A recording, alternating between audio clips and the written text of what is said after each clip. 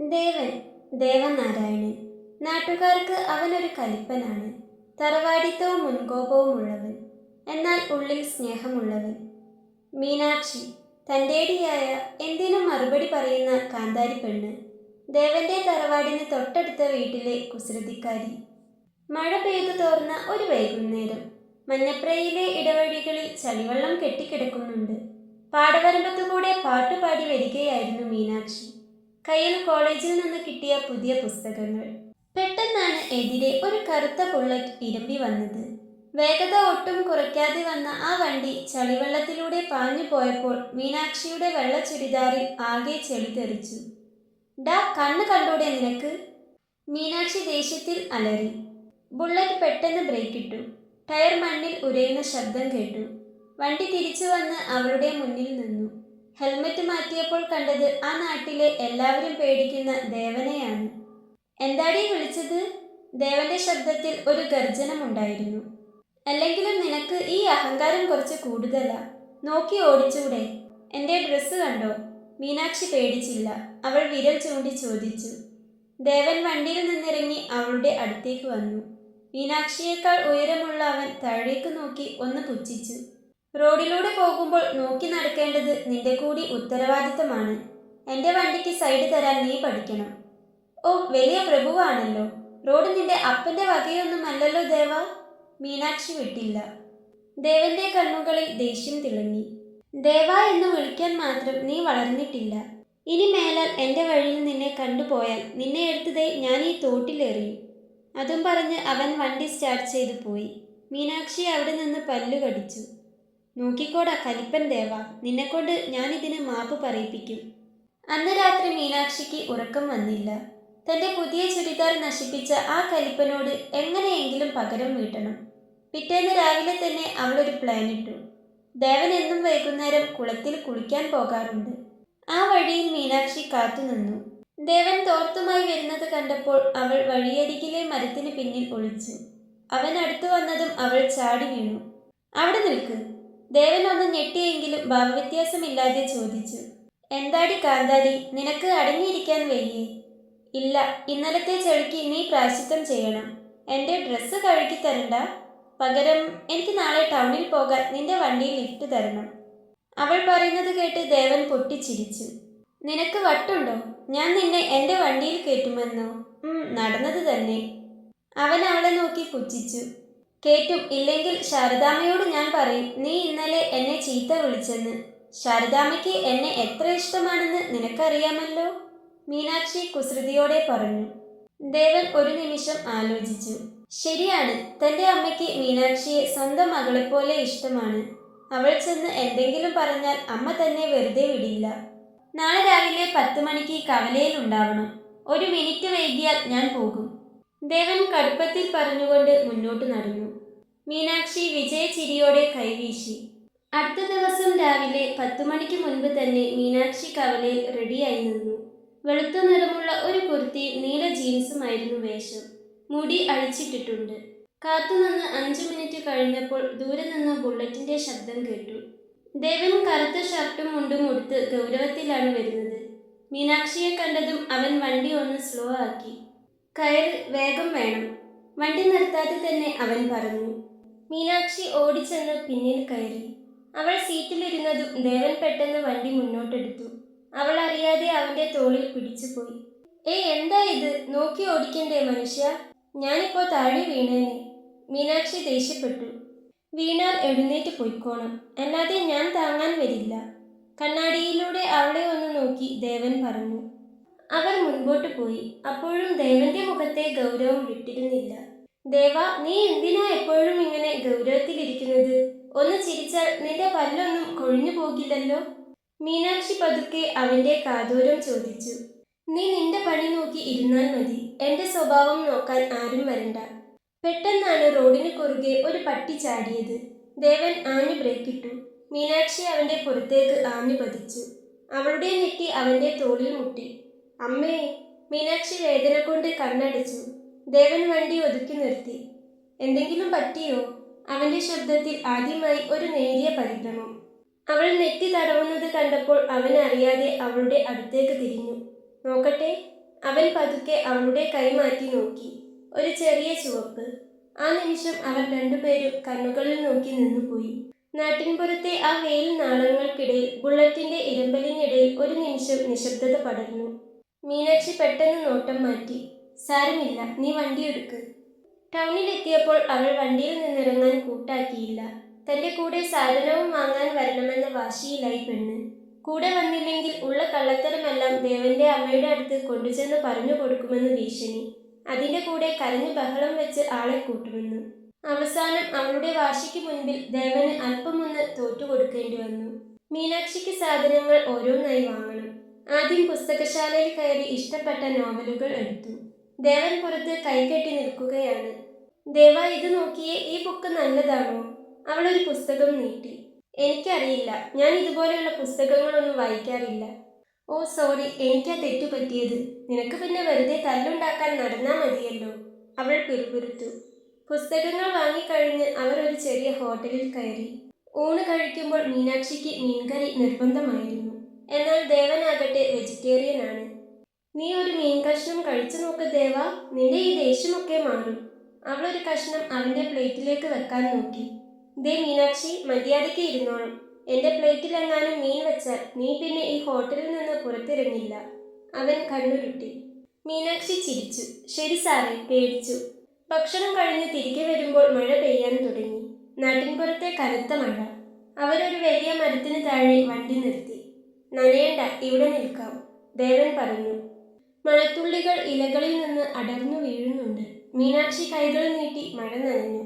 ദേവ, മഴ കാണാൻ എന്ത് രസമല്ലേ? ദേവൻ മരത്തിൽ ചാടി നിന്ന് അവളെ നോക്കി. മഴത്തുള്ളികൾ മുഖത്ത് വീഴുമ്പോൾ അവൾ ചിരിക്കുന്ന ആ കാഴ്ച അവന്റെ ഉള്ളിലെ കലിപ്പന്റെ കടുപ്പം കുറയ്ക്കുന്നുണ്ടായിരുന്നു. ആദ്യമായി അവൻ ഉള്ളിലൊന്ന് ചിരിച്ചു. എന്താടാ നോക്കുന്നത്? അവൾ പെട്ടെന്ന് ചോദിച്ചു. ഒന്നുമില്ല, മഴ തോർന്നോ എന്ന് നോക്കിയതാ. അവൻ വീണ്ടും ഗൗരവം അഭിനയിച്ചു. തിരികെ വീട്ടിലെത്തിയപ്പോൾ നേരം ഇരുട്ടിയിരുന്നു. മീനാക്ഷിയെ അവളുടെ വീടിന് മുന്നിൽ ഇറക്കുമ്പോൾ ദേവൻ പറഞ്ഞു. ദേ, ഇനി ഇതുപോലെ ലിഫ്റ്റും ചോദിച്ചുകൊണ്ട് വന്നേക്കരുത്. എനിക്ക് വേറെ പണിയുണ്ട്. കാണാം. മീനാക്ഷി കണ്ണ് ചിമ്മി കാണിച്ചുകൊണ്ട് അകത്തേക്കോടി. അവൾ പോകുന്നത് നോക്കി നിന്ന ദേവന്റെ ചുണ്ടിൽ ഒരു ചെറിയ പുഞ്ചിരി വിരിഞ്ഞു. ദേവൻ ബുള്ളറ്റിന്റെ കണ്ണാടിയിൽ നോക്കി മീശയൊന്ന് പിരിച്ചു വെച്ചു. ദേവന്റെ വീട് മീനാക്ഷിക്ക് സ്വന്തം വീട് പോലെയായിരുന്നു. ദേവനോട് വഴക്കിടാൻ അവൾ കണ്ടെത്തുന്ന എളുപ്പവഴി അവന്റെ അമ്മ ശാരദാമ്മയെ കൂട്ടുപിടിക്കുക എന്നതായിരുന്നു. ദേവൻ പറമ്പിലോ കവലയിലോ പോയി വരുമ്പോൾ കാണുന്നത് തന്റെ അമ്മയും മീനാക്ഷിയും കൂടിയിരുന്ന് മീനാക്ഷി തന്നെക്കുറിച്ച് പാര വെക്കുന്നതാണ്. ഒരു ശനിയാഴ്ച ഉച്ച സമയം. പറമ്പിൽ പണിക്ക് പോയി വിയർത്തു കുളിച്ച് കലിപ്പൻ ലുക്കിൽ ദേവൻ ഉമ്മറത്തേക്ക് കയറി വന്നു. അകത്ത് അടുക്കളയിൽ നിന്നും മീനാക്ഷിയുടെ പൊട്ടിച്ചിരി കേൾക്കാം. അമ്മേ, ആ കലിപ്പൻ വന്നോ? മീനാക്ഷിയുടെ ശബ്ദം. ദേവൻ അടുക്കളവാതിൽക്കൽ ചെന്നു നിന്നു. അവിടെ മീനാക്ഷി അമ്മയുടെ കൂടെ ഇരുന്ന് തേങ്ങ ചിരവുകയാണ്. എന്താടി, എന്റെ വീട്ടിലിരുന്ന് നീ എന്നെയാണോ കുറ്റം പറയുന്നത്? ദേവൻ കണ്ണുരുട്ടി ചോദിച്ചു. മീനാക്ഷി പേടിച്ചില്ല. അവൾ ചിരകി വെച്ച പ്ലേറ്റിൽ നിന്നും ഒരു പിടി തേങ്ങയെടുത്ത് വായിലിട്ട് അവനെ നോക്കി കളിയാക്കി ചിരിച്ചു. അമ്മേ, കണ്ടോ, പുലി വരുന്നത് കണ്ടോ? വിയർത്ത് നാറി വരുന്നത് കണ്ടോ? ദേവ, നിനക്ക് വല്ലപ്പോഴും ഒന്ന് സോപ്പിട്ട് കുളിച്ചൂടെ? ഡി, നിനക്കൊന്ന് കിട്ടാത്തതിന്റെ കുറവുണ്ട്. ദേവൻ കൈയോങ്ങി. അമ്മേ, അവൻ എന്നെ അടിക്കാൻ വരുന്നു. മീനാക്ഷി ഉടനെ അമ്മയുടെ പിന്നിൽ ഒളിച്ചു. ശാരദാമ്മ ചിരിച്ചുകൊണ്ട് പറഞ്ഞു. ദേവ, നീ അവളെ ഒന്നും ചെയ്യണ്ട. മോൻ ചെന്ന് കുളിച്ചിട്ട് വാ. ദേ കണ്ടോ, അമ്മ പോലും എന്റെ കൂടെയാ. മീനാക്ഷി പുറകിൽ നിന്ന് നാവ് നീട്ടി അവനെ വെല്ലുവിളിച്ചു. ദേവന്റെ ജീവനാണ് അവന്റെ കറുത്ത ബുള്ളറ്റ്. എന്നും രാവിലെ അവനത് തുടച്ചു മിനുക്കി വെക്കും. ദേവൻ കുളി കഴിഞ്ഞ് തോർത്തും തലയിൽ ചുറ്റി വരുമ്പോൾ കാണുന്നത് ബുള്ളറ്റിന്റെ ടയറിൽ പറ്റിപ്പിടിച്ചിരിക്കുന്ന ചളിമണ്ണാണ്. മീനാക്ഷി ദൂരെ മാവിൻ ചുവട്ടിൽ നിന്ന് ചിരിക്കുന്നു. മീനാക്ഷി, ഇന്ന് നീ തീർന്നു. ദേവൻ ആക്രോശിച്ചുകൊണ്ട് അവളുടെ പിന്നാലെ ഓടി. അവൾ വീടിനു ചുറ്റും ഓടി. ഒടുവിൽ അവൾ ഓടിക്കയറിയത് ദേവന്റെ മുറിയിലേക്കാണ്. ദേവൻ പിന്നാലെ ചെന്ന് അവളെ ഒരു മൂലയ്ക്ക് ഒതുക്കി. എന്തിനാടി നീ ഇത് ചെയ്തത്? അവൻ അവളുടെ കൈകളിൽ മുറുക്കെ പിടിച്ചു. പെട്ടെന്ന് മീനാക്ഷി ഗൗരവത്തിലായി. അവൾ അവന്റെ കണ്ണുകളിലേക്ക് നോക്കി. നീ എന്നും വണ്ടി തുടച്ചു മിനിക്ക് നടക്കും. പാവം, എന്നോടൊരു വാക്ക് പോലും മിണ്ടില്ല. നിന്റെ വണ്ടിയോടാണോ അതോ എന്നോടാണോ നിനക്ക് കൂടുതൽ ഇഷ്ടം?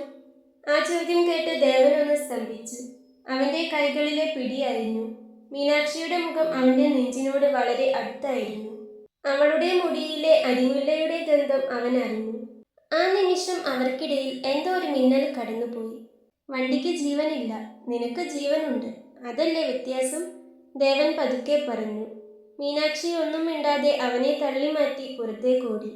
പക്ഷേ അവളുടെ കവിളുകൾ ചുവന്നു തുടുത്തിരുന്നു. മറ്റൊരു ദിവസം മീനാക്ഷി ഒരു ലിസ്റ്റ് തയ്യാറാക്കി ശാരദാമ്മയുടെ മുന്നിൽ ഹാജരായി.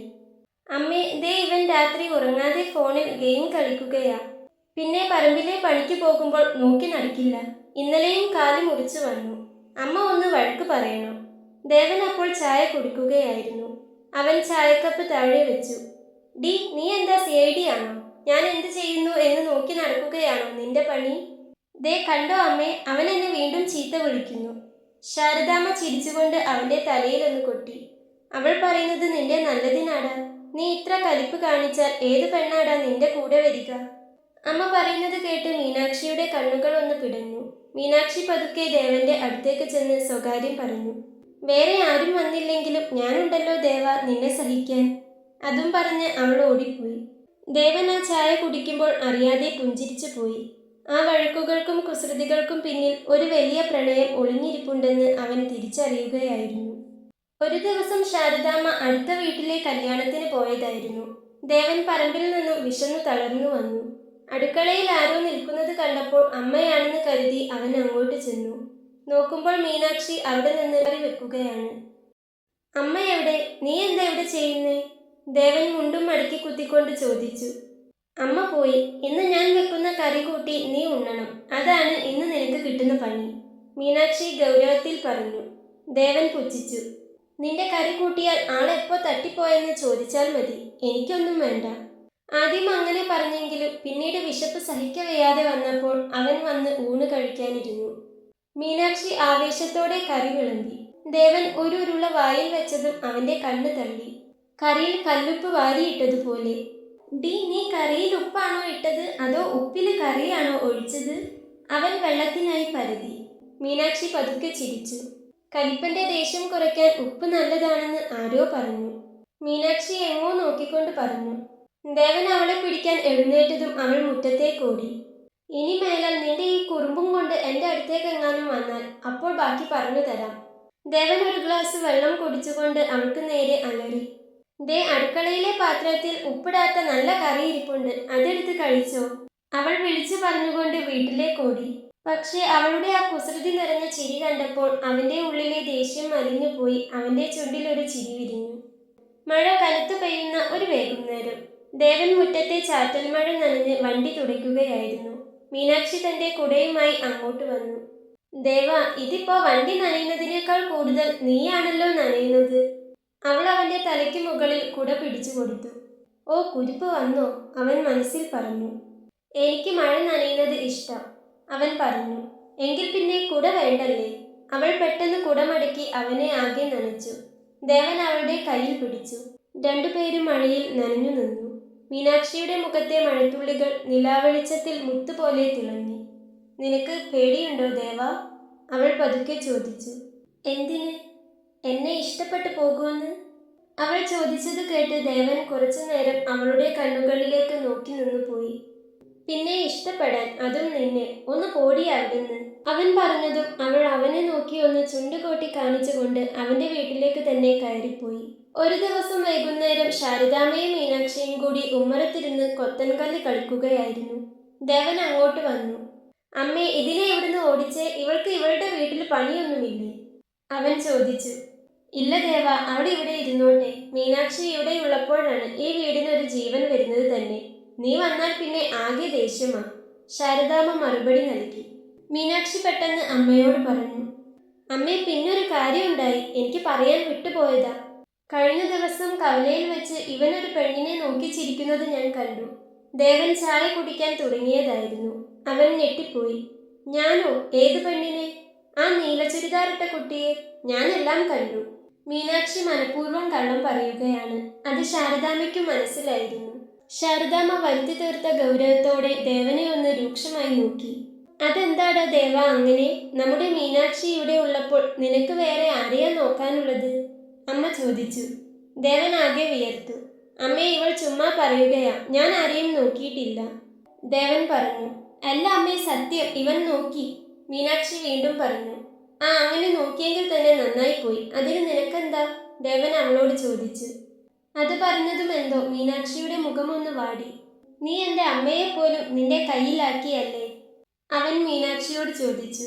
അതൊക്കെ അങ്ങനെയല്ലേ ദേവ, നിന്നെ എങ്ങനെ നിലയ്ക്ക് നിർത്തണമെന്ന് എനിക്കറിയാം. ദിവസങ്ങൾ പതിയെ മുൻപോട്ട് പോയി. അവർ തമ്മിൽ കാണുമ്പോൾ പഴയതുപോലെ വഴക്കിടുമെങ്കിലും അവരുടെ ആ കണ്ണുകളിൽ ഒരു പ്രത്യേക തിളക്കമുണ്ടായിരുന്നു. പക്ഷേ ആ സന്തോഷത്തിന് അധികം ആയുസ്സുണ്ടായിരുന്നില്ല. ഒരു ഞായറാഴ്ച രാവിലെ മീനാക്ഷിയുടെ വീട്ടിൽ വലിയ തിരക്ക്. മുറ്റത്ത് ഒരു കാർ വന്നു നിൽക്കുന്നത് കണ്ടാണ് ദേവൻ തന്റെ തറവാടിന്റെ ഉമ്മറത്തേക്ക് ഇറങ്ങിയത്. മീനാക്ഷിയുടെ അച്ഛൻ രാഘവൻ നായർ ആരെയൊക്കെയോ സ്വീകരിച്ച് അകത്തേക്ക് കൊണ്ടുപോകുന്നു. ആരാ അമ്മേ അത്? അടുക്കളയിൽ ചായ ഇടുകയായിരുന്ന അമ്മയോട് ദേവൻ തിരക്കി. അത് മീനാക്ഷിക്കുള്ള ആലോചനയാടാ. ഗൾഫിൽ വലിയ ജോലിയുള്ള ഏതോ ഒരു ചെക്കനാണെന്നാ കേട്ടത്. രാഘവൻ നായർക്ക് വലിയ താല്പര്യമാണ്, അമ്മ പറഞ്ഞു. ദേവന്റെ ഉള്ളിൽ എന്തോ ഒന്ന് വീങ്ങി. ഒരു കല്ല് വന്നു വീണ കുളം പോലെ അവന്റെ മനസ്സ് കലങ്ങി. അവനൊന്നും മിണ്ടാതെ പറമ്പിലേക്ക് നടന്നു. കയ്യിലിരുന്ന തെങ്ങിൻ മടൽ അവൻ ആഞ്ഞുവെട്ടി. നെഞ്ചിലൊരു കനൽ എരിയുന്നത് പോലെ അവന് തോന്നി. അവൾക്കൊന്ന് പറയാമായിരുന്നു. അവൻ പല്ലു കടിച്ചു. വൈകുന്നേരം മീനാക്ഷി പതിവ് പോലെ കുളക്കടവിലേക്ക് വന്നു. അവിടെ ആ കുളപ്പടവിൽ എന്തോ ആലോചിച്ചു കൊണ്ടിരിക്കുകയായിരുന്നു ദേവൻ. അവളെ കണ്ടതും അവൻ എഴുന്നേറ്റ് നടക്കാൻ തുടങ്ങി. ദേവാ, നിൽക്ക്, അവൾ വിളിച്ചു. അവൻ നിന്നില്ല, വേഗത കൂട്ടി നടന്നു. മീനാക്ഷി ഓടിച്ചെന്ന് അവന്റെ കയ്യിൽ പിടിച്ചു. നിന്നോട് നിൽക്കാനല്ലേ പറഞ്ഞത്? ദേവൻ പെട്ടെന്ന് കൈ തട്ടി മാറ്റി. അവന്റെ കണ്ണുകളിൽ ആ പഴയ കലിപ്പൻ ജ്വലിക്കുന്നുണ്ടായിരുന്നു. എന്തിനാടി നിൽക്കുന്നേ? നിന്റെ കല്യാണം ഉറപ്പിച്ച കാര്യം പറയാനാണോ? ഗൾഫുകാരൻ വരുമ്പോൾ എന്നെപ്പോലെയുള്ള ഒരു തല്ലിപ്പൊളിയെ എന്തിനാ നീ കാണാൻ വരുന്നത്? മീനാക്ഷി തരിച്ചുപോയി. അവളുടെ കണ്ണുകൾ നിറഞ്ഞു. ദേവേട്ട, ഇങ്ങനെയാണോ എന്നെക്കുറിച്ച് വിചാരിച്ചിരിക്കുന്നത്? അച്ഛൻ നിർബന്ധിച്ചതുകൊണ്ടാ ഞാൻ അവർക്ക് മുന്നിൽ പോയി നിന്നത്. എനിക്ക് ആരെയും കല്യാണം കഴിക്കണ്ട എന്ന് പറയാൻ വന്നതാ ഞാൻ, അവൾ പറഞ്ഞു. അവളുടെ ആ ദേവേട്ടൻ എന്ന വിളിയിൽ അവനൊന്ന് നിന്നുപോയി. അല്ലെങ്കിൽ ദേവനെന്നും അവനെന്നും ഇവനെന്നും ഒക്കെയാണ് വിളിക്കാറ്. അത് അവളുടെ കുറുമ്പാണെന്നും അവനറിയാം. എങ്കിലും അവളുടെ നാവിൽ നിന്ന് ദേവേട്ട എന്ന് കേൾക്കുമ്പോൾ വല്ലാത്തൊരു സുഖം. പക്ഷേ അവനത് പുറത്ത് കാണിച്ചില്ല. നീ അത് നിന്റെ അച്ഛനോട് പോയി പറ. എന്നോട് എന്തിനാ പറയുന്നത്? ദേവന്റെ ശബ്ദം ഗൗരവത്തിലാണ്. കാരണം എനിക്ക് ദേവേട്ടനെ ഇഷ്ടമായതുകൊണ്ട്. ആ വാക്കുകൾ കേട്ട് ദേവൻ സ്തംഭിച്ചു നിന്നു. കാറ്റ് പോലും അന്ന് നിശ്ചലമായതുപോലെ. മീനാക്ഷി കരഞ്ഞുകൊണ്ട് ഓടിപ്പോയി. ദേവൻ അവിടെ തന്നെ തറഞ്ഞു നിന്നു. അറിയാമായിരുന്നു അവൾക്ക് തന്നെ ഇഷ്ടമാണെന്ന്. എന്നാൽ അത്രയും ആഗ്രഹിച്ചതും കേൾക്കാൻ കൊതിച്ചതുമായ വാക്കുകൾ കേട്ടപ്പോൾ ആകെ ഒരു ഞെട്ടൽ. ആ രാത്രി ദേവൻ ഉറങ്ങിയില്ല. മീനാക്ഷിയുടെ ആ കരച്ചിൽ അവന്റെ കാതുകളിൽ മുഴങ്ങിക്കൊണ്ടിരുന്നു. തന്റെ മുൻകോപം കാരണം അവളെ താൻ വേദനിപ്പിച്ചുവെന്ന് അവൻ തിരിച്ചറിഞ്ഞു. പിറ്റേന്ന് രാവിലെ തന്നെ ദേവൻ മീനാക്ഷിയുടെ വീടിന് മുൻപിലെത്തി. രാഘവൻ നായർ ഉമ്മറത്തുണ്ടായിരുന്നു. എന്താ ദേവ ഈ വഴിക്ക്? രാഘവൻ നായർ ചോദിച്ചു. എനിക്ക് മീനാക്ഷിയെ ഒന്ന് കാണണം, ദേവൻ ഗാംഭീര്യത്തോടെ പറഞ്ഞു. ദേവൻ അനുവാദം പോലും ചോദിക്കാതെ തന്നെ അകത്തേക്ക് നടന്നു. മീനാക്ഷിയുടെ മുറിക്ക് മുൻപിൽ ചെന്ന് അവൻ പതുക്കെ വിളിച്ചു. മീനാക്ഷി. അകത്തുനിന്ന് അനക്കമില്ല. നീ പുറത്തേക്ക് വന്നില്ലെങ്കിൽ ഞാൻ ഈ കഥക് ചവിട്ടി പൊളിക്കും. നിനക്കറിയാമല്ലോ എൻ്റെ സ്വഭാവം, ദേവൻ കടുപ്പത്തിൽ പറഞ്ഞു. അധിക സമയം കഴിഞ്ഞില്ല. വാതിൽ പതുക്കെ തുറന്നു. കരഞ്ഞു കലങ്ങിയ കണ്ണുകളുമായി മീനാക്ഷി മുന്നിൽ നിന്നു. ദേവൻ അവളെ സൂക്ഷിച്ചൊന്നു നോക്കി. എന്നിട്ട് പതുക്കെ അവളുടെ തലയിൽ കൈവച്ചു. ഇനി കരഞ്ഞാൽ നിന്റെ ഈ കണ്ണുകൾ ഞാൻ കുത്തിപ്പൊട്ടിക്കും, അവൻ പഴയ ആ കലിപ്പൻ സ്റ്റൈലിൽ പറഞ്ഞു. പക്ഷേ ആ ശബ്ദത്തിൽ ഇത്തവണ പ്രണയമായിരുന്നു. ആ ഗൾഫുകാരനോട് പൊയ്ക്കോളാൻ പറ. ഞാനുള്ളപ്പോൾ നിന്നെ അങ്ങനെ ആരും കെട്ടണ്ട. അവൻ പറയുന്നത് കേട്ട് മീനാക്ഷിയുടെ മുഖത്ത് ഒരു ചെറിയ ചിരി വിരിഞ്ഞു. നീ എന്നെ തട്ടിക്കൊണ്ടു പോകൂ? ഒരു നിമിഷം കൊണ്ട് അവളിൽ കുറുമ്പ് നിറഞ്ഞു. ആവശ്യം വന്നാൽ അതും ചെയ്യും, ദേവൻ ചിരിച്ചുകൊണ്ട് പറഞ്ഞു. മീനാക്ഷിയുടെ മുറിയിൽ നിന്ന് ഇറങ്ങി വരുമ്പോൾ ദേവന്റെ ഉള്ളിൽ ഒരു കടലിരമ്പുന്നുണ്ടായിരുന്നു. സ്നേഹവും ആശങ്കയും കലർന്നൊരു വികാരം. ഉമ്മറത്ത് രാഘവൻ നായർ ഗൗരവത്തിൽ ഇരിക്കുന്നുണ്ട്. ദേവനെ കണ്ടതും അദ്ദേഹത്തിന്റെ പുരികങ്ങൾ ചുളിഞ്ഞു. എന്റെ മകൾക്ക് എങ്ങനെയുണ്ടെന്ന് നോക്കാൻ നിന്നെ ആരും ചുമതലപ്പെടുത്തിയിട്ടില്ല ദേവ, രാഘവൻ നായർ പരുഷമായി പറഞ്ഞു. ദേവൻ പടികളിറങ്ങി മുറ്റത്ത് ചെന്നു നിന്നു.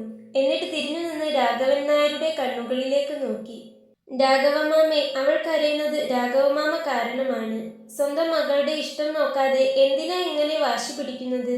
ആ സുധീഷിനെ കൊണ്ട് അവളെ കെട്ടിച്ചാൽ അവൾക്ക് സന്തോഷം കിട്ടുമെന്ന് രാഘവമാമ കരുതുന്നുണ്ടോ? അവൻ ചോദിച്ചു. രാഘവൻ നായർ കസേരയിൽ നിന്ന് എഴുന്നേറ്റു.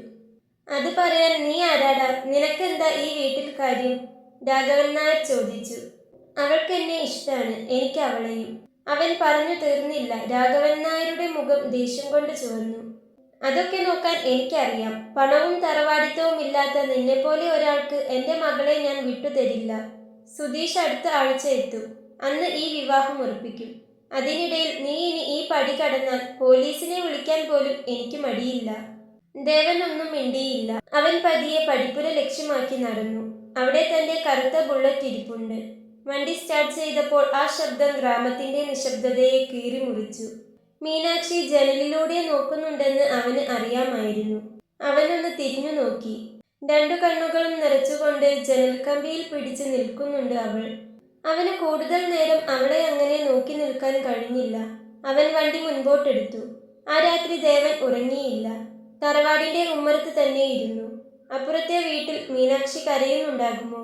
അവളുടെ അച്ഛൻ അവളെ വീണ്ടും വഴക്ക് പറയുന്നുണ്ടാകുമോ? അവൾ എന്ത് ചെയ്യുകയായിരിക്കും? അവളെക്കുറിച്ചുള്ള ഓരോ ചിന്തകളും അവനെ പൊള്ളിച്ചു. 2 ദിവസം മുൻപോട്ട് പോയി. അവളെ പുറത്തേക്കൊന്നും കാണുന്നേയില്ല. അവളുടെ ഫോണിലേക്ക് വിളിച്ചു നോക്കിയപ്പോൾ സ്വിച്ച് ഓഫ്. രാത്രി ഏകദേശം 12 മണി കഴിഞ്ഞു. ലോകം മുഴുവൻ ഉറക്കത്തിലാണ്. പക്ഷേ മീനാക്ഷിയുടെ മുറിയിൽ സീറോ ബൾബിന്റെ നേർത്തൊരു വെളിച്ചം മാത്രം കത്തുന്നുണ്ടായിരുന്നു. അവളുടെ ഫോൺ അച്ഛൻ നേരത്തെ വാങ്ങി വെച്ചിരുന്നു. ലോകവുമായുള്ള അവളുടെ ഏക ബന്ധം ആ ജനലഴികളായിരുന്നു. പെട്ടെന്നാണ് ജനൽപ്പാളികളിൽ ഒരു ചെറിയ തട്ടു കേട്ടത്. അവൾ പേടിയോടെ എഴുന്നേറ്റു. ജനൽ തുറന്നു നോക്കിയപ്പോൾ ആ ഇരുട്ടിൽ ഒരാൾ നിൽക്കുന്നു. അത് ദേവനായിരുന്നു. ദേവേട്ട, ഇതെന്താ ഈ രാത്രിയിൽ? അവൾ വിറയ്ക്കുന്ന ശബ്ദത്തിൽ ചോദിച്ചു. ശബ്ദം കുറയ്ക്ക് കാന്താരി, അമ്മാമ്മ ഉണരും, ദേവൻ പറഞ്ഞു. അവൻ തന്റെ കയ്യിലിരുന്ന ഒരു ചെറിയ കവർ ജനലഴികളിലൂടെ അകത്തേക്ക് നീട്ടി. ഇതിലൊരു ഫോണുണ്ട്, പുതിയ സിം കാർഡാണ്. ഇതിൽ എൻ്റെ നമ്പർ മാത്രമേ ഉള്ളൂ. അമ്മാമ്മ കാണാതെ സൂക്ഷിക്കണം. മീനാക്ഷി ആ കവർ വാങ്ങി നെഞ്ചോട് ചേർത്തു. എനിക്ക് പേടിയാകുന്നു ദേവേട്ട. സുധീഷ് അടുത്ത ആഴ്ച വരുമെന്നാണ് അച്ഛൻ പറയുന്നത്, അവൾ പറഞ്ഞു. എൻ്റെ കാന്താരിക്ക് പേടിയോ? അവനൊരു ചിരിയോടെ ചോദിച്ചു. ഞാൻ കാര്യം പറയാ ദേവേട്ട, ശരിക്കും എനിക്ക് പേടിയുണ്ട്. ദേവേട്ടൻ എന്നെ വേണ്ടെന്ന് വെക്കരുത്, അവൾ പറഞ്ഞു. അയ്യേ, നീ ഇത് എന്തൊക്കെയാ പറയുന്നേ? ഞാൻ നിന്നെ അങ്ങനെ വേണ്ടെന്ന് വെക്കുമെന്ന് തോന്നുന്നുണ്ടോ? അവൻ വന്നോട്ടെ, പക്ഷേ നിന്നെ കൊണ്ടുപോകാൻ സുധീഷിന് കഴിയില്ല. നീ എൻ്റെ പെണ്ണാണ്. അത് മാറ്റാൻ ഇനി ആര് വന്നാലും നടക്കില്ല. ഇനി കരയരുത്. നീ കരഞ്ഞാൽ എനിക്ക് ഭ്രാന്ത് പിടിക്കും. ദേവൻ അവളുടെ വിരലുകളിൽ പതുക്കെ ഒന്ന് തൊട്ടു. നാട്ടിൻപുറത്തെ തണുത്ത കാറ്റ് അവരെ തഴുകി കടന്നുപോയി. പേടിക്കേണ്ട, എന്തെങ്കിലും ഉണ്ടേൽ വിളിക്ക്. സൂക്ഷിക്കണം, പോട്ടെ, അവൻ പറഞ്ഞതും അവൾ അവൻ്റെ വിരലിൽ പിടിച്ചു. ഞാനില്ലേ കൂടെ, പിന്നെന്താ? ചെന്ന് കിടന്നോ, അവൻ പറഞ്ഞതും അവൾ തലയാട്ടി. ദേവേട്ടൻ പോയിട്ട് ഞാൻ ജനലടച്ചോളാം, അവൾ പറഞ്ഞു. ദേവൻ അവളെ നോക്കി തലയാട്ടിക്കൊണ്ട് തിരിഞ്ഞു നടന്നു. ദേവൻ ഇരുട്ടിലേക്ക് മറിയുന്നതുവരെ മീനാക്ഷി അവിടെ തന്നെ നോക്കി നിന്നു. അവളുടെ ഉള്ളിലെ പേടി പതുക്കെ മായുകയായിരുന്നു. അവൻ തന്റെ കൂടെയുണ്ടെന്ന ഉറപ്പ് അവൾക്ക് വലിയൊരു ധൈര്യം നൽകി. പിറ്റേന്ന് രാവിലെ മഞ്ഞപ്രയിലെ ചായക്കടയിൽ വലിയ ചർച്ചയായിരുന്നു. രാഘവൻ നായരുടെ മകളുടെ വിവാഹവും ദേവന്റെ ഇടപെടലും നാട്ടുകാർ അറിഞ്ഞു കഴിഞ്ഞു. ദേവൻ വെറുതെ ഇരിക്കില്ല. അവൻ പണ്ട് മുതൽക്കേ കൽപ്പന. രാഘവൻ നായർ വെറുതെ പുലിയുടെ വാലിൽ പിടിക്കുകയാണ്, ചായക്കടക്കാരൻ വാസു പറഞ്ഞു.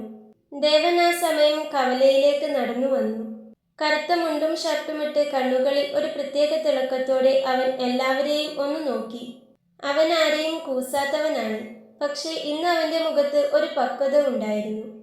എന്താ ദേവ, നിന്റെ ബുള്ളറ്റ് ഇന്ന് അധികം ഒച്ചയുണ്ടാക്കുന്നില്ലല്ലോ, ഒരാൾ കളിയാക്കി ചോദിച്ചു.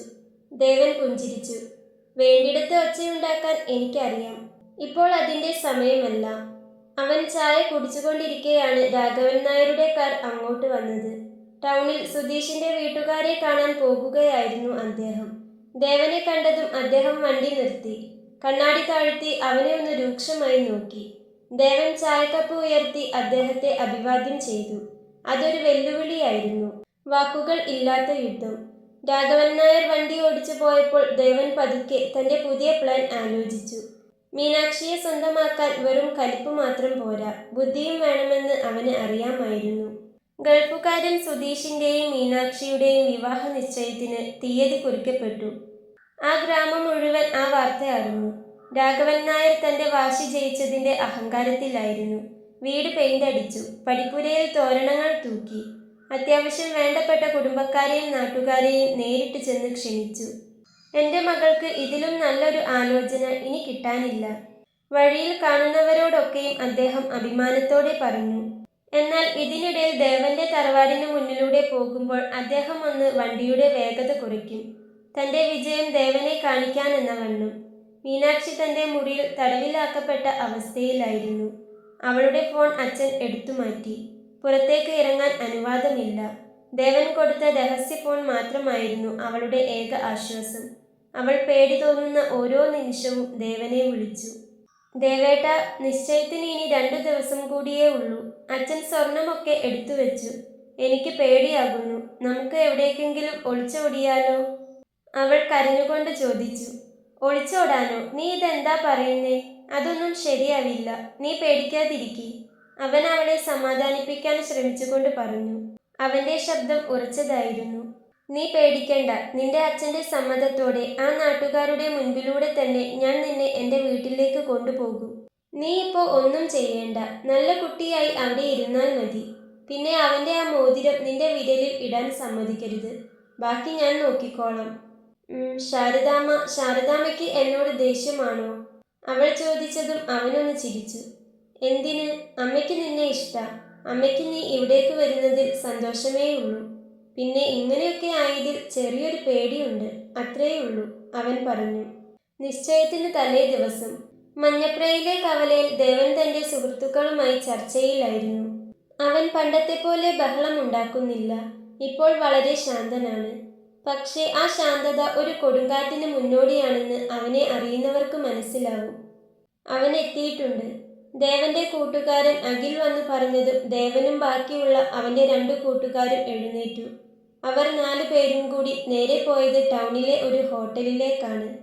സുധീഷ് തന്റെ സുഹൃത്തുക്കളുമായി വിവാഹം ഉറപ്പിച്ചതിന്റെ സന്തോഷം പങ്കുവെക്കുകയാണ്. ദേവൻ നേരെ സുധീഷിന്റെ അടുത്തേക്ക് ചെന്നു. കൂടെ അവന്റെ കൂട്ടുകാരുമുണ്ട്. ആരാ നിങ്ങൾ? സുധീഷ് ചോദിച്ചു. ഞാൻ ദേവനാരായണൻ. ദേവനെന്ന് വിളിക്കും. മീനാക്ഷിയുടെ അയൽവാസിയാണ്. ദേവൻ കസേര വലിച്ചിട്ട് അതിലേക്കിരുന്നു. സുധീഷേ, നീ നല്ലൊരു മനുഷ്യനാണെന്ന് എനിക്ക് കേട്ടറിവുണ്ട്. അതുകൊണ്ടാണ് ഞാൻ ഇങ്ങോട്ട് വന്നത്. അപ്പോ വന്ന കാര്യം എന്താണെന്ന് വെച്ചാൽ തുറന്നു പറയാം. മീനാക്ഷിക്ക് ഈ വിവാഹത്തിന് താല്പര്യമില്ല. അവൾക്ക് എന്നെയാണ് ഇഷ്ടം. അവളുടെ അച്ഛൻ തന്റെ വാശി തീർക്കാൻ വേണ്ടി അവളെ ബലിയാടാക്കുകയാണ്. നാളെ നീ അവളുടെ വിരലിൽ മോതിരമിടുമ്പോൾ ഒന്നോർക്കണം, നീ ഒരു പെണ്ണിന്റെ ജീവിതമാണ് നശിപ്പിക്കാൻ പോകുന്നത്. ദേവൻ പറയുന്നത് കേട്ട് സുധീഷ് സ്തംഭിച്ചു പോയി. പക്ഷേ രാഘവൻ അങ്കിൾ പറഞ്ഞത് അവൾക്ക് സമ്മതമാണെന്നാണല്ലോ? സുധീഷ് ചോദിച്ചു. അദ്ദേഹം കള്ളം പറഞ്ഞതാണ്. നീ നാളെ നിശ്ചയത്തിന് വരുമ്പോൾ ഒന്ന് അവളുടെ കണ്ണുകളിലേക്ക് നോക്ക്. അവളുടെ കണ്ണിൽ നിന്നും നിനക്ക് മനസ്സിലാകും സത്യം എന്താണെന്ന്. അപ്പോ പറഞ്ഞു വന്നത് എന്താണെന്ന് വെച്ചാൽ നീ ഇതിൽ നിന്നും പിന്മാറണം. ഇല്ലെങ്കിൽ ഈ ദേവനെ നിനക്ക് അറിയില്ല. പറഞ്ഞുകൊണ്ട് ദേവൻ എഴുന്നേറ്റ് പുറത്തേക്ക് നടന്നു. അവന് പിറകെ അവന്റെ കൂട്ടുകാരും. സുധീഷിന്റെ മനസ്സ് മാറാൻ ഈ ഒരു കൂടിക്കാഴ്ച മതിയെന്ന് അവിടെ നിന്നും ഇറങ്ങുമ്പോൾ തന്നെ ദേവന് ഉറപ്പായിരുന്നു. പിറ്റേന്ന് ഞായറാഴ്ച മീനാക്ഷിയുടെ വീട് അതിഥികളെ കൊണ്ട് നിറഞ്ഞു. സദ്യയുടെ മണം അന്തരീക്ഷത്തിൽ പടർന്നു. പട്ടുസാരി ഉടുത്ത് മീനാക്ഷി ഒരുങ്ങി നിന്നു. അവളുടെ കണ്ണുകളിൽ കരി എഴുതിയിട്ടുണ്ടെങ്കിലും ആ കണ്ണുകൾ കലങ്ങിയിരുന്നു. സുധീഷ് കുടുംബത്തോടൊപ്പം എത്തി. രാഘവൻ നായർ അവരെ ആദരവോടെ സ്വീകരിച്ചു. പൂജാരി നിശ്ചയത്തിനുള്ള മുഹൂർത്തം നോക്കി. മോതിരം എടുക്കൂ, പൂജാരി പറഞ്ഞു. രാഘവൻ നായർ മീനാക്ഷിയെ വിളിച്ചു. അവൾ വിറയ്ക്കുന്ന കാലുകളോടെ ഉമ്മറത്തേക്ക് വന്നു. സുധീഷ് അവളുടെ മുന്നിൽ നിന്നു. അവൻ ദേവൻ പറഞ്ഞ വാക്കുകൾ ഓർത്തു. അവൻ മീനാക്ഷിയുടെ മുഖത്തേക്ക് നോക്കി. അവളുടെ കണ്ണുകളിൽ നിന്ന് ഒരു തുള്ളി കണ്ണീർ കവിളിലൂടെ ഒലിച്ചിറങ്ങി. പെട്ടെന്നാണ് മുറ്റത്ത് ആ ശബ്ദം കേട്ടത്. ദേവനും 10ഓളം ബുള്ളറ്റുകളും അവരുടെ വീടിന്റെ ഇടവഴിയിൽ വന്ന് വണ്ടി നിർത്തി. വണ്ടികളിൽ നിന്നും പുക ഉയർന്നു. നാട്ടുകാർ ആകെ പരിഭ്രാന്തരായി. ദേവൻ ബുള്ളറ്റിൽ നിന്നിറങ്ങി നേരെ ഉമ്മറത്തേക്ക് കയറി വന്നു. നിർത്ത്, ദേവൻ അലറി. രാഘവൻ നായർ മുന്നിലേക്ക് വന്നു. ദേവ, നീ ഇന്ന് ഇത് കുളമാക്കിയാൽ പിന്നെ നിന്നെ ഞാൻ വെറുതെ വിടില്ല. രാഘവമാമേ, ഞാൻ ഇത് കുളമാക്കാൻ വന്നതല്ല, സത്യം. പക്ഷേ ഒരു കാര്യം പറയാൻ വന്നതാ, പറഞ്ഞുകൊണ്ട് ദേവൻ സുധീഷിനെ നോക്കി. സുധീഷേ, ഞാൻ പറഞ്ഞത് നിനക്ക് ഓർമ്മയില്ലേ? ഇവളുടെ കണ്ണീര് നീ കാണുന്നില്ലേ? ദേവൻ പറഞ്ഞതും മോതിരം ഇടാൻ വേണ്ടി നീട്ടിയ കൈ സുധീഷ് പതിയെ പിൻവലിച്ചു. അവൻ മോതിരം ബോക്സിലേക്ക് തന്നെ തിരിച്ചു വെച്ചു. ക്ഷമിക്കണം അങ്കിൾ, എനിക്ക് ഈ നിശ്ചയം നടത്താൻ കഴിയില്ല. മീനാക്ഷിക്ക് എന്നെ ഇഷ്ടമല്ല. മറ്റൊരാളെ സ്നേഹിക്കുന്ന ഒരു പെണ്ണിനെ എനിക്ക് വേണ്ട. രാഘവൻ നായരുടെ മുഖം വിളറി വെളുത്തു. സുധീഷിന്റെ വീട്ടുകാർ പിറുപിറുത്തുകൊണ്ട് അവിടെ നിന്നും ഇറങ്ങിപ്പോയി. അതിഥികൾ ഓരോരുത്തരായി സ്ഥലം വിട്ടു. നിമിഷങ്ങൾക്കുള്ളിൽ ആ പന്തൽ ശൂന്യമായി. എല്ലാവരും പോയി കഴിഞ്ഞപ്പോൾ രാഘവൻ നായർ ഒരു ഭ്രാന്തനെ പോലെ പെരുമാറി. അദ്ദേഹം ഉമ്മറത്തിരുന്ന നിലവിളക്ക് തട്ടിത്തെറിപ്പിച്ചു.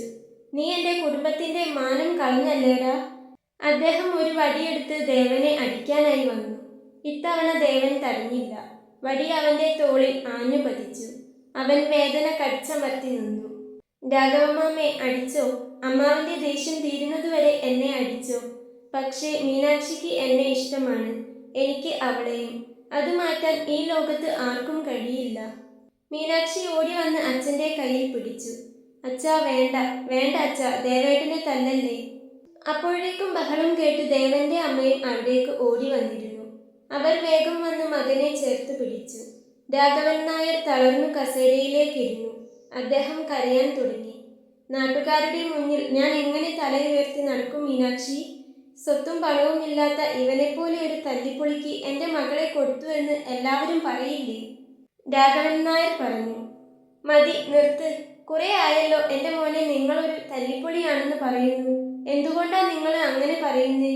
ഇവൻ ഈ പറമ്പിലും മറ്റും പണിയെടുത്ത് നടക്കുന്നത് കൊണ്ടാണോ? എന്നാൽ നിങ്ങൾ കേട്ടോ, നിങ്ങൾക്കൊക്കെ അറിയാത്തൊരു കാര്യമുണ്ട്. അവന് ജോലി കിട്ടാത്തത് കൊണ്ടല്ല അവനിവിടെ ഈ ജോലി എടുക്കുന്നേ. സ്വത്തും പണവും ഇല്ലാത്ത തല്ലിപ്പൊളി എന്ന് പറയുന്ന ഇവനുണ്ടല്ലോ, 10-20 പേർക്ക് ജോലി കൊടുക്കുന്നുണ്ട്.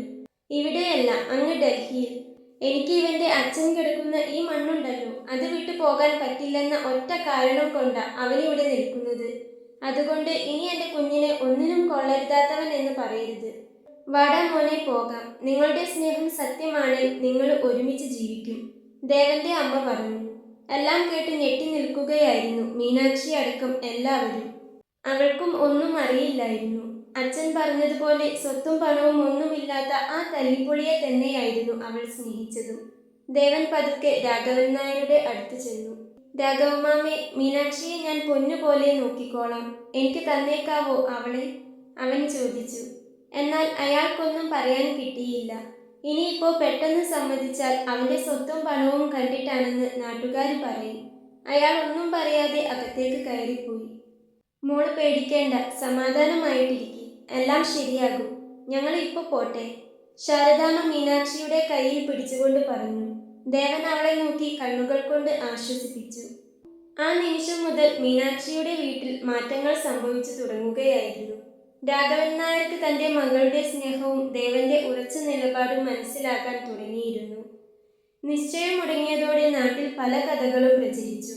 ദേവൻ മീനാക്ഷിയെ തട്ടിക്കൊണ്ടുപോയി എന്നും മറ്റും ആളുകൾ പറഞ്ഞുണ്ടാക്കി.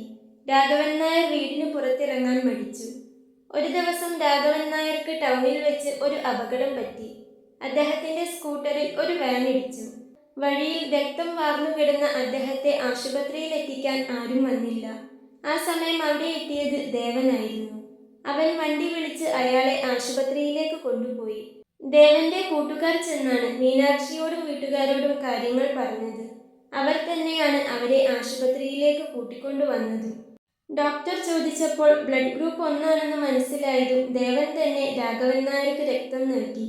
2 ദിവസത്തിനു ശേഷം രാഘവൻ നായർ കണ്ണു തുറന്നപ്പോൾ കണ്ടത് തൻ്റെ കട്ടിലിനരികിൽ ഉറങ്ങാതെ ഇരിക്കുന്ന ദേവനെയാണ്.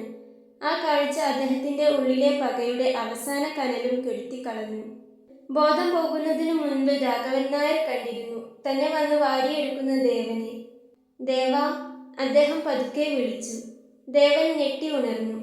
രാഘവമാമേ, പേടിക്കേണ്ട, ഇപ്പോൾ കുഴപ്പമൊന്നുമില്ല, ദേവൻ പറഞ്ഞു. എന്നെ എന്തിനാടാ നീ രക്ഷിച്ചത്? ഞാൻ നിന്നെ എത്രമാത്രം വേദനിപ്പിച്ചു? അമ്മാവന്റെ ഭാഗത്തു നിന്ന് ചിന്തിക്കുമ്പോൾ അതെല്ലാം വേറൊരു തരത്തിൽ ശരി തന്നെയാണ്. പക്ഷേ ഞങ്ങൾ സ്നേഹിച്ചു പോയി അമ്മാമ്മേ. ഒത്തിരി നാളായിട്ടൊന്നുമില്ല, ഈ കല്യാണാലോചന വന്ന ശേഷം. പക്ഷേ അതിനു മുൻപ് ഞങ്ങൾ സ്നേഹിച്ചിരുന്നു, തിരിച്ചറിഞ്ഞില്ലെന്ന് മാത്രം. തമ്മിൽ വഴക്കടിച്ചും ദേഷ്യം പിടിച്ചും എപ്പോഴോ സ്നേഹിച്ചു പോയതാ അമ്മാമ്മേ. പിന്നെ അമ്മാമ്മ എന്നെ എന്ത് ചെയ്താലും എൻ്റെ മീനാക്ഷിയുടെ അച്ഛനല്ലേ. അമ്മാവന് എന്തെങ്കിലും പറ്റിയാൽ അവൾക്കത് താങ്ങാൻ കഴിയില്ല. അവൻ പറയുന്നത് കേട്ട് രാഘവൻ നായരുടെ കണ്ണുകൾ നിറഞ്ഞു. അദ്ദേഹം ദേവന്റെ കൈകളിൽ മുറുകെ പിടിച്ചു. ആശുപത്രിയിൽ നിന്നും വീട്ടിൽ തിരിച്ചെത്തിയ രാഘവൻ നായർ പഴയതുപോലെയല്ലായിരുന്നു. അദ്ദേഹം അധികം ആരോടും സംസാരിക്കാതായി. എല്ലാം ശരിയായെന്ന് വിചാരിച്ച് സമാധാനിച്ച ദേവന് അയാളുടെ നിശബ്ദത വീണ്ടും സമാധാനക്കേട് വരുത്തി. ഒന്നും ശരിയായിട്ടില്ലെന്ന് പറയുന്നത് പോലെ. വീടിന്റെ ഉമ്മറത്ത് ദൂരെ മലനിരകളിലേക്ക് നോക്കി അദ്ദേഹം മണിക്കൂറുകളോളം ഇരിക്കും. മീനാക്ഷി ചായയും മറ്റുമായി ചെല്ലുമ്പോൾ അദ്ദേഹം അവളെ ഒന്ന് നോക്കും. പിന്നെ ഒരു നെടുവീർപ്പോടെ കണ്ണുകൾ പിൻവലിക്കും. മീനാക്ഷിക്ക് അച്ഛൻ്റെ ഈ മാറ്റം വല്ലാത്തൊരു പേടിയുണ്ടാക്കി. അച്ഛാ, എന്തെങ്കിലും കഴിക്കണ്ടേ? അവൾ പതിയെ ചോദിച്ചു.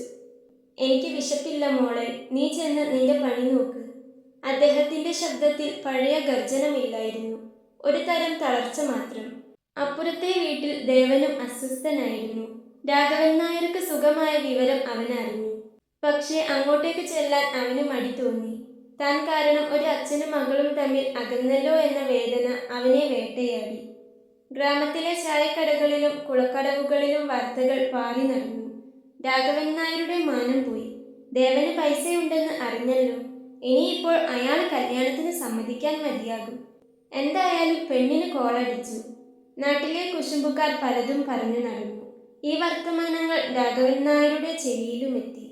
ഒരു ദിവസം വൈകുന്നേരം രാഘവൻ നായർ തന്റെ പഴയ സുഹൃത്ത് വാസുവിനെ കാണാൻ പോയി. വാസു, എനിക്ക് എന്ത് ചെയ്യണമെന്ന് അറിയില്ല. ദേവൻ നല്ലവനാണ്. എൻ്റെ മോളും അവനും തമ്മിൽ അത്രയേറെ സ്നേഹിക്കുന്നുമുണ്ട്. പക്ഷേ ഞാൻ ഇനി ഈ കല്യാണത്തിന് സമ്മതിച്ചാൽ അവൻ്റെ പണം കണ്ട് സമ്മതിക്കുന്നതാണെന്ന് നാട്ടുകാർ പറയില്ലേ? ഇപ്പൊ തന്നെ ആളുകൾ അങ്ങനെ പലതും പറയുന്നുണ്ട്. ഞാൻ എന്ത് ചെയ്യും? രാഘവൻ നായർ തന്റെ മനസ്സിലുള്ളത് കൂട്ടുകാരനോട് പറഞ്ഞു. അത് കേട്ട് വാസു പതുക്കെ പറഞ്ഞു. എൻ്റെ രാഘവ, കാലം മാറി. ദേവൻ നല്ലവനാണ്. പിന്നെ ആളിത്തിരി പരുക്കനായിരിക്കാം. പക്ഷേ അവൻ ആർക്കും ഒരു ദ്രോഹവും ചെയ്തിട്ടില്ല. അവന് നിന്റെ മോളോടുള്ളത് വെറും കമ്പവുമല്ല, ജീവശ്വാസമാണെന്ന് ഈ നാട്ടുകാർക്കൊക്കെ ഇപ്പോൾ അറിയാം. പിന്നെ സ്വത്തുണ്ടെന്ന് അറിഞ്ഞിട്ടല്ലല്ലോ നിന്റെ മകള് അവനെ സ്നേഹിച്ചത്. അതുകൊണ്ട് ആളുകൾ പറയുന്നതൊന്നും നീ നോക്കേണ്ട. നീ നിന്റെ കുട്ടിയുടെ സന്തോഷം മാത്രം നോക്കിയാൽ മതി, വാസു പറഞ്ഞു. രാഘവൻ നായർ അല്പം നേരം എന്തൊക്കെയോ ആലോചിച്ചിരുന്നു. പിന്നെ പോയിട്ട് വരാമെന്നും പറഞ്ഞ് വീട്ടിലേക്ക് ഇറങ്ങി നടന്നു. പടിപ്പുര കടക്കുമ്പോൾ അദ്ദേഹം കണ്ടത് തന്റെ തോട്ടത്തിൽ വീണുകിടക്കുന്ന വലിയൊരു തെങ്ങുമടൽ മാറ്റാൻ പാടുപെടുന്ന മീനാക്ഷിയെയാണ്. പെട്ടെന്നാണ് അവിടേക്ക് ദേവൻ എത്തിയത്.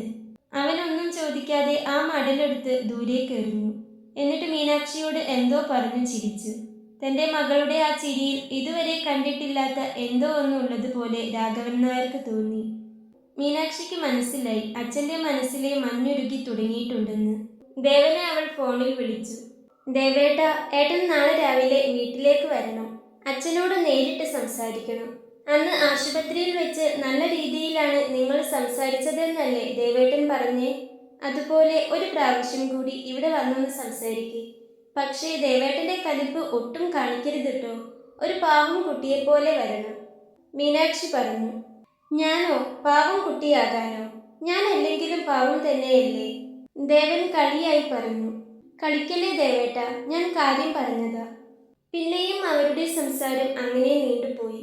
അടുത്ത ദിവസം രാവിലെ ദേവൻ കസവുമുണ്ടും വെളുത്ത ഷർട്ടുമിട്ട് മീനാക്ഷിയുടെ വീട്ടിലെത്തി. നെറ്റിയിൽ ഒരു കുറി തൊട്ടിട്ടുണ്ട്. കണ്ടാൽ ഒരു മാന്യനായ തറവാടി പയ്യൻ. രാഘവൻ നായർ ഉമ്മറത്ത് ഇരിക്കുകയായിരുന്നു. ദേവനെ കണ്ടതും അദ്ദേഹം ഒന്ന് ഞെട്ടി. എന്താടാ ദേവ, നീ ഈ വേഷത്തിൽ? രാഘവൻ നായർ ചോദിച്ചു. ദേവൻ പതിയെ ഉമ്മറപ്പടികൾ കയറി അദ്ദേഹത്തിന്റെ കാലുകൾ തൊട്ടു വന്ദിച്ചു. ബഹുമാനം കുറച്ച് കൂടിപ്പോയോ? അവന് തന്നെ തോന്നാതിരുന്നില്ല. ഇപ്പോ എങ്ങനെയുണ്ട് അമ്മാമ്മേ? അവൻ ചോദിച്ചു. ആ, കുറവുണ്ട്. പുറത്തേക്കൊക്കെ ഇറങ്ങി തുടങ്ങി. എങ്കിലും അവിടെയും എവിടെയുമൊക്കെ ചെറിയൊരു വേദനയുണ്ട്. പറഞ്ഞുകൊണ്ട് രാഘവൻ നായർ അകത്തേക്ക് നോക്കി വിളിച്ചു. മോളെ മീനാക്ഷി, ഒരു ചായ ഇങ്ങെടുത്തോ. അതൊരു പച്ചക്കൊടിയായിരുന്നു. മീനാക്ഷി ഓടി വന്ന് ചായ നൽകി.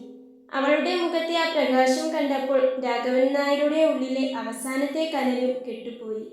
നിന്റെ പണം കണ്ടിട്ടല്ല, എൻ്റെ മകളുടെ സന്തോഷമാണ് എനിക്ക് വലുത്. അതുകൊണ്ടാണ് ഞാൻ ഈ കല്യാണത്തിന് സമ്മതിക്കുന്നതെന്ന് പറഞ്ഞപ്പോൾ ദേവൻ ചിരിയോടെ തന്നെ തലയാട്ടി. രാഘവൻ നായരുടെ മനസ്സിൽ എന്താണെന്ന് വാസു പറഞ്ഞ് ദേവൻ ഇതിനോടകം അറിഞ്ഞിരുന്നു. വിവാഹത്തിനുള്ള ഒരുക്കങ്ങൾ തുടങ്ങി. ഇത്തവണ പന്തലിട്ടത് സന്തോഷത്തോടെയായിരുന്നു. നാട്ടുകാർ അത്ഭുതപ്പെട്ടു. എന്തായാലും രണ്ടുപേർക്കും കോളടിച്ചു. ചെക്കന് പെണ്ണിനെയും കിട്ടി, രാഘവൻ നായർക്ക് ആ ഗൾഫുകാരനേക്കാളും നല്ല പൈസ ഉള്ളവനെയും കിട്ടി. നാട്ടുകാർ പലതും പറഞ്ഞു. വീടിന് പെയിന്റ് അടിക്കുന്നതും പന്തലിടുന്നതും അങ്ങനെയെല്ലാമായി രണ്ടു വീടുകളിലും ആകെ ഒരു ബഹളം തന്നെയായിരുന്നു. ബുള്ളറ്റിന്റെ ശബ്ദം എപ്പോഴും അവിടെ കേൾക്കാമായിരുന്നു. പക്ഷേ ആ ശബ്ദത്തിൽ ഇപ്പോൾ ഒരു ആവേശമുണ്ടായിരുന്നു. കല്യാണത്തിന് തലേ ദിവസം മീനാക്ഷിയും ദേവനും തമ്മിൽ സംസാരിക്കുകയായിരുന്നു. ദേവേട്ട, നാളെ ദേവേട്ടൻ പണ്ടത്തേതുപോലെ കലിപ്പനായിട്ടാണോ വരിക, അല്ലെ പാവമായിട്ടോ? മീനാക്ഷി ചോദിച്ചു. അത് പിന്നെ ചോദിക്കാനുണ്ടോ? നിന്റെ കഴുത്തിൽ താലി കെട്ടുന്നതുവരെ ഞാൻ പാവമായിരിക്കും.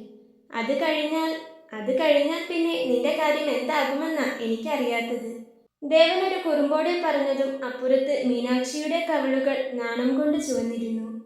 വെളുപ്പിനെ പെയ്ത ചെറിയൊരു മഴ ആ ഗ്രാമത്തിന്റെ മണ്ണിൽ മനമയക്കുന്ന ഗന്ധം പടർത്തിയിരുന്നു. രാഘവൻ നായരുടെ തറവാട്ടിൽ നിന്നും ആളുകളുടെ ആരവങ്ങളോടെ മീനാക്ഷി കാവിലേക്കിറങ്ങി. ചുവന്ന പട്ടുസാരിയിൽ സ്വർണ്ണാഭരണങ്ങളോടെ മുല്ലപ്പൂ ചൂടി അച്ഛൻ്റെ കൈ പിടിച്ച് നടന്നു വരുന്ന മീനാക്ഷിയെ കണ്ടപ്പോൾ ദേവന്റെ കണ്ണൊന്ന് തിളങ്ങി. പരുക്കൻ സ്വഭാവക്കാരനായ ദേവന്റെ കണ്ണുകൾ ഇന്ന് ആർദ്രമായിരുന്നു. ചന്ദനക്കളർ ഷർട്ടും കസവുമുണ്ടും ഉടുത്ത അവൻ മണ്ഡപത്തിലെത്തിയ മീനാക്ഷിയെ ഒരു പുഞ്ചിരിയോടെ വരവേറ്റു. പൂജാരിയുടെ മന്ത്രോച്ചാരണങ്ങൾക്കിടയിൽ നാദസ്വരത്തിന്റെ അകമ്പടിയോടെ ദേവൻ മീനാക്ഷിയുടെ കഴുത്തിൽ താലി ചാർത്തി. അവളുടെ നെറ്റിയിൽ സിന്ദൂരം ചാർത്തുമ്പോൾ അവരുടെ കണ്ണുകൾ തമ്മിൽ ഇടഞ്ഞു പോയിരുന്നു. സന്തോഷം കൊണ്ടും പ്രണയം കൊണ്ടും അവർ രണ്ടുപേരുടെയും ഹൃദയം നിറഞ്ഞിരുന്നു. അമ്പലത്തിലെ ഓഡിറ്റോറിയത്തിൽ തന്നെയാണ് സദ്യ ഒരുക്കിയത്. സദ്യ കഴിഞ്ഞ് എല്ലാവരും പിരിഞ്ഞു തുടങ്ങിയപ്പോൾ തൊട്ടടുത്ത വീട്ടിലേക്കാണെങ്കിൽ പോലും രാഘവൻ നായരുടെ ഉള്ളിൽ ഒരു വിങ്ങൽ പടർന്നു. തന്റെ ജീവനായ മകളിതാ പടിയിറങ്ങുകയാണ്. സ്നേഹിച്ചവന്റെ കൂടെയാണ് പോകുന്നതെങ്കിലും മീനാക്ഷിക്ക് സങ്കടം തോന്നി. മീനാക്ഷി അച്ഛനെ കെട്ടിപ്പിടിച്ചു കരഞ്ഞു. സാരമില്ല മോളെ, ദേവൻ നിന്നെ പൊന്നുപോലെ നോക്കും. പിന്നെ അടുത്ത വീടല്ലേ, നിനക്ക് എപ്പോൾ വേണമെങ്കിലും ഇങ്ങോട്ട് ഓടി വരാമല്ലോ. രാഘവൻ നായർ അവളുടെ തലയിൽ തലോടി ആശ്വസിപ്പിച്ചു. അമ്പലത്തിൽ നിന്നും അവനും അവളും കയറിയ കാർ നേരെ വന്നു നിന്നത് അവന്റെ വീട്ടിലാണ്. അവരവിടെ എത്തുമ്പോഴേക്കും അവിടെയും നിറയെ ആളുകൾ നിറഞ്ഞിരുന്നു. ദേവന്റെ വീട്ടുമുറ്റത്ത് എത്തിയപ്പോൾ അവന്റെ അമ്മ നിലവിളക്കുമായി മീനാക്ഷിയെ എതിരേറ്റു. വലതുകാല് വെച്ച് അകത്തേക്ക് കയറി വാ മോളെ പറഞ്ഞുകൊണ്ട് ശാരദാമ്മ അവൾക്ക് നേരെ നിലവിളക്ക് നീട്ടി. ശാരദാമ്മ അവൾക്ക് അവളുടെ അമ്മയെപ്പോലെ തന്നെയാണ്. അതുകൊണ്ട് ആ കാര്യത്തിലൊന്നും പേടിക്കാനില്ല. മീനാക്ഷി വലതുകാല് വെച്ച് നിലവിളക്കുമായി ആ വീടിന്റെ അകത്തേക്ക് പ്രവേശിച്ചു. ആ വീടിന് മീനാക്ഷിയുടെ വരവോടെ ഒരു പ്രത്യേക ഐശ്വര്യം വരികയാണെന്ന് അവന് തോന്നി. ആഘോഷങ്ങളെല്ലാം കഴിഞ്ഞ് ആ കല്യാണ വീട് പതുക്കെ നിശബ്ദതയിലേക്ക് നീങ്ങി. മുറ്റത്തെ പന്തലിലെ ലൈറ്റുകൾ ഓരോന്നായി അണഞ്ഞു. അകത്ത് ശാരദാമ്മയും ബന്ധുക്കളും മീനാക്ഷിയെ ഒരുക്കുന്ന തിരക്കിലായിരുന്നു. പട്ടുസാരി ഉടുത്ത് മുല്ലപ്പൂക്കൾ ചൂടി മൈലാഞ്ചി മൊഞ്ചുള്ള കൈകളിൽ പാൽഗ്ലാസുമായി മീനാക്ഷി ദേവന്റെ മുറിയിലേക്ക് നടന്നു. പലതവണ കുസൃതിയോടെയും തൻ്റെടത്തോടെയും കയറിയിറങ്ങിയ അതേ മുറി. പക്ഷേ ഇന്ന് ആ മുറിക്ക് ഒരു പ്രത്യേകതയുണ്ടായിരുന്നു. മുല്ലപ്പൂക്കളുടെയും ചന്ദനത്തിരിയുടെയും സുഗന്ധം അവിടെ നിറഞ്ഞു നിന്നിരുന്നു. മേശപ്പുറത്ത് പഴങ്ങളുടെ പാത്രവും വെച്ചിട്ടുണ്ട്. ജനൽപ്പാളികളിലൂടെ തണുത്ത കാറ്റ് അകത്തേക്ക് വീശുന്നു. മീനാക്ഷി കട്ടിലിന്റെ അറ്റത്ത് തല താഴ്ത്തിയിരുന്നു. അവളുടെ ഹൃദയം പടപടാ മിടിക്കുന്നുണ്ടായിരുന്നു. തൻ്റെടിയായ കാന്താരി ഇന്ന് വെറുമൊരു നാണം ഗുണുങ്ങിയായി മാറി. കുറച്ചു കഴിഞ്ഞപ്പോൾ വാതിൽ തുറക്കുന്ന ശബ്ദം കേട്ടു. ദേവൻ അകത്തേക്ക് കയറി വാതിൽ പതുക്കെ അടച്ചുകൊണ്ട് അവൻ അവളുടെ അടുത്തേക്ക് നടന്നു.